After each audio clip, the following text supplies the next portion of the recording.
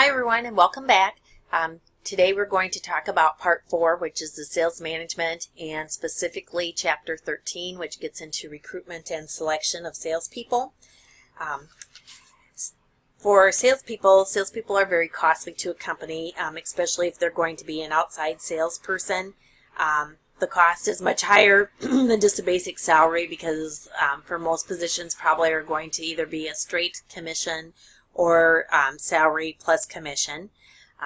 Most companies are going to provide a car for travel if it's required, and travel expenses would also need to be paid on it, so it is expensive for them to have. So anyway, they want to make sure that they make the right decision and not hire a poor performer. Other determinants of success also are training and motivation on it. Sales effectiveness can be improved by training, but it is limited by the innate ability, whether people are natural born salespeople or not on it. For the salesperson, a lot of times the money is a motivating factor, definitely.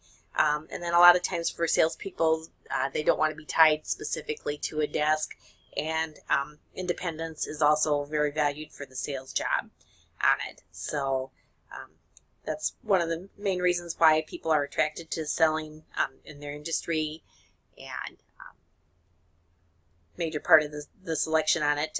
So anyway, they like to have their independence on it. Money definitely is a factor on it, and then having their freedom. Also, salespeople generally are going to be extroverts, obviously, and they like working with people, and they also like the status of their job. When it comes to recruiting and selecting for an international sales force, the choices recruitments could be either expatriates, which are home country salespeople.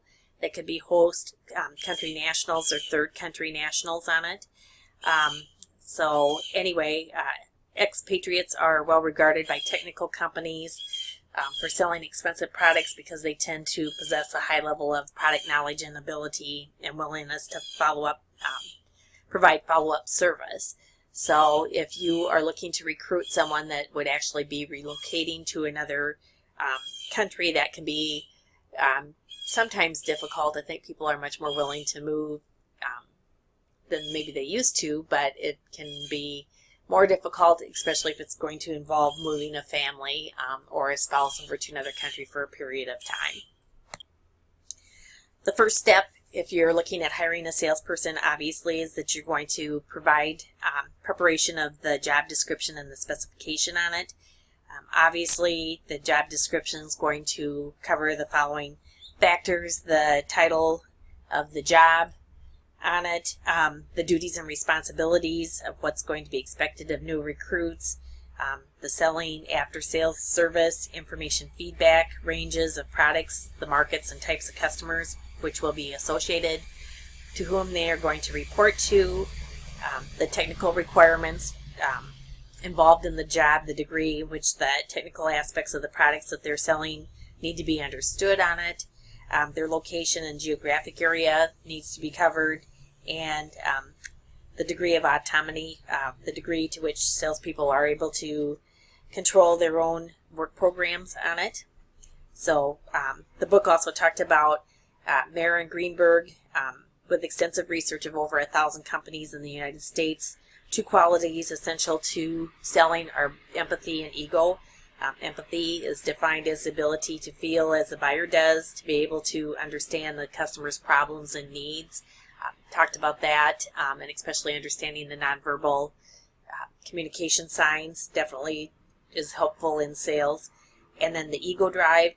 Ego drive is the need to make a sale in a personal way, not merely just for money, but for personal satisfaction on it. One tip that also our sales manager always liked to have, that you were maybe motivated to get a new car or to get a new house or something, and that you take a picture of that and maybe have it up in your office so that you constantly have the goal in mind as to what it is that you're working for. A lot of times with commissions, basically your income can be unlimited, or basically unlimited based on your abilities, so you're able to make lots of money. Some of the qualities of required of a trainee or a senior sales executive. Executive obviously needs to be motivated and ambitious. Between the two, the top two, those are very at the top, important on it. Obviously need to be enthusiastic. Communication is definitely very much of a key. Articulate for the trainee and working to the deadlines. Commitment also is very important. Obviously for the positions, especially for a senior sales position, you need to be intelligence on it. Deadlines, extremely important. Yellow pages, we always were working under a deadline on it. And then you need to be determined, and being able to work under pressure are very important attributes to be considered for a trainee or a senior sales executive position. For some of the sources of recruitment and methods of communication, basically, kind of like we've also talked about too, is that the company's own staff, if you can look at someone internally, it's going to save some on training on it. Also, they're going to know more about the company. It's going to be less risky than hiring someone just off the street. Recruitment agencies, executive job positions, headhunters, that they'll be looking for potential recruits for a fee on it. So they're able to find people that are going to have the qualifications that you're looking for. Educational establishments, as far as with school, colleges, your schooling is a great networking opportunity to network and have either your fellow students or your instructors. I always like to try and help anyone if I possibly can, if they're looking for something specific. Competition, talked about that in earlier chapters also, but competition can be a good way. They are going to know somewhat about the business, and also they're going to know the market and have the customers, so a lot of times it's an inside shoe-in on that competition can be. So if you find also salespeople in other areas and possibly ones that are unemployed, it can be some options that way. Also, like I said, filled by personal contact or networking. If you know of someone, have an idea about how it is that they work, is helpful. So good word of mouth. Fellow students, like I said, are good people to contact, especially if someone's looking. And I know of several students, especially when I was going to school too, that ended up getting careers with other companies through fellow students and instructors. Next step would be to design an effective application form. If you work for a corporation or company, all of this obviously has been done for you, but some of the information that you're going to require on your application form will be personal information, including the name, address, and the phone number, and their sex. Education, both primary and secondary, if they've had further higher education that they've taken and some of the courses that they've taken, what their qualifications are, if they have any sort of specialized training or apprenticeships, and then if they have any memberships in professional bodies. Sales and marketing executives is a good option. The Sioux Falls Chamber is also very favorable. What their employment history is, the companies that they've worked for, their dates of employment, the positions, some of their duties and the responsibilities that they held, and then if they've had any military service at all. And then also what their outside interests are, sports, hobbies, or if they have any memberships in any societies or clubs on it. And then you'll get into the interview process, which would be the next thing on it. So getting more and more common that at least when you're applying for a job, you're probably going to have at least 2 interviews or possibly 3. A lot of times it can be the sales manager, and then it also could maybe be a human resource manager. I know with Sanford and with Avera, it also starts out with the human resources, and then you would meet with the actual sales manager on it. basically human resources and sales management will make the final choices on it. So for the interview setting, probably, like I said, it's going to be the sales manager. They need to make sure that the phones are shut off and that there's no interruptions on it. Also, not having visitors or someone popping into the room. Having enough space, especially if there's 2 or 3 people in the room. Sometimes just moving away from a desk is a little bit more comfortable feeling, so you don't have the desk in between the candidate and the interviewer on it. So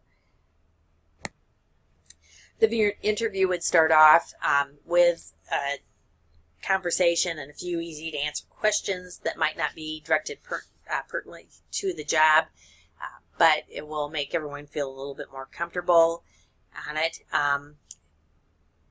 Definitely a good idea to be asking open-end questions rather than closed. It's going to give the applicant a chance to open up a little bit. Can you tell me about your experience selling pharmaceuticals? Closed questions are going to be basically a one-word answer on it, so short questions. You're going to have some closed questions. Not everything can be open, but if you have a series of closed-end questions, it's going to be kind of uncomfortable, and you're not going to gain as much information either.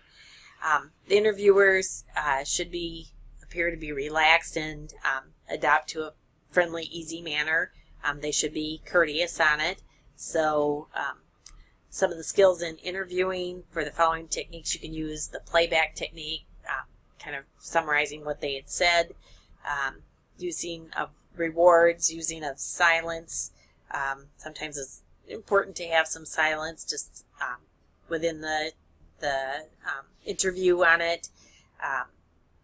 Use of probes, where you talk about the time I spent on a sales training course was a waste of time, and then so the interviewer could say, well, why was that, or can you explain a little bit further on it? And then summarizing, you can go over what they had talked about, drawing in the key points on it. Use of neutral questions. You talking about, can you tell me about the sales training you received at your previous employer? So instead of saying something like, I'm sure you've learned a lot from your sales training course, didn't you? So another thing always seems to be questions that are asked is to explain a difficult situation and how it was that you handled it would be something that they'd be looking at. The book also talked about psychological tests. Sometimes those are done. Some of the criticisms on it is a lot of people have figured out psychological tests, and it can be easy to cheat on. The test might maybe measure interest rather than the sales ability, and they've also been used to identify personality traits that might not be associated with sales success. Sometimes that can be actually an unfair assumption on it. And then role playing is obviously an area that's used, especially if you're into sales. I'm sure you're all used to role playing, and in doing our final project also will be a role play situation on it.